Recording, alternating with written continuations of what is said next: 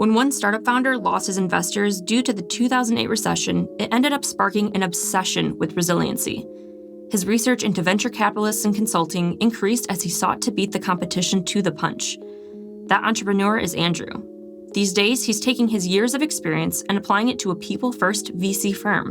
The goal is to give our best portfolio companies as much runway as they need to pass over to the next level of metrics and to actually survive that period of turbulence. My name is Andrew Gershfeld. I'm general partner at Flint Capital. Headquartered in Boston, but with an eye to the whole globe, Flint's network of entrepreneurs, industry experts, and investment funds help talented entrepreneurs to break borders for their ideas. We sat down with Andrew and got his biggest VC insights.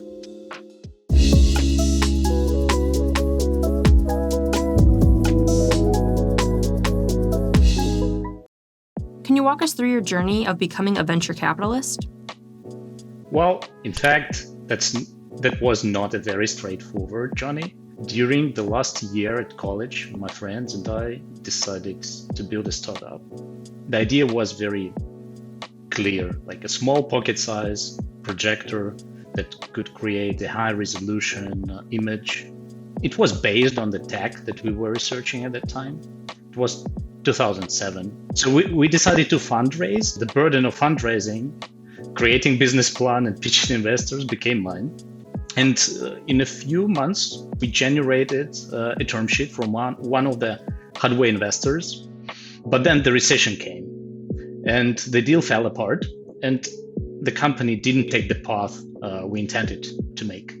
So one of our advisors suggested to me that I should go for management consulting for a while to get a better understanding of the business, etc. And then in 2010, I started a new company. I had a plan to bootstrap it, but very quickly realized that competitors that attracted VC money were taking over me. In 2011, I decided to spend more time understanding the VC market and what it is. That's the story majorly about how I came into the VC. It was curiosity that drove me there. And the desire to build actually never left me. So the investment firm Flint Capital is our own startup.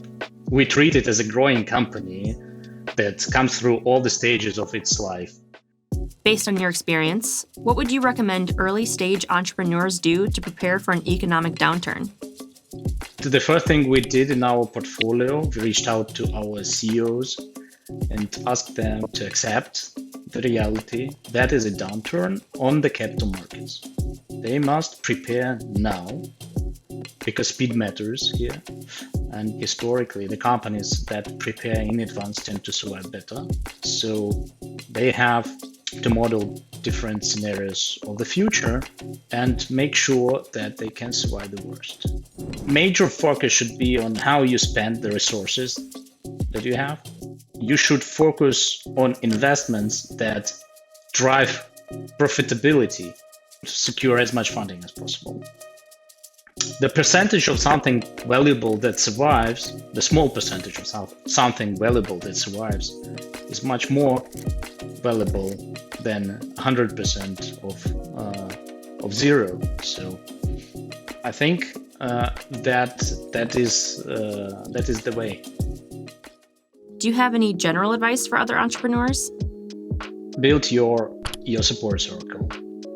Being an entrepreneur has a lot of ups and downs in the mood, in the business, in everything. And having a support circle of people who can give you advice or just listen to you and just talk it through is one of the most important findings that I made myself through the time of being an entrepreneur. So I think that is something that everyone should be creating for themselves.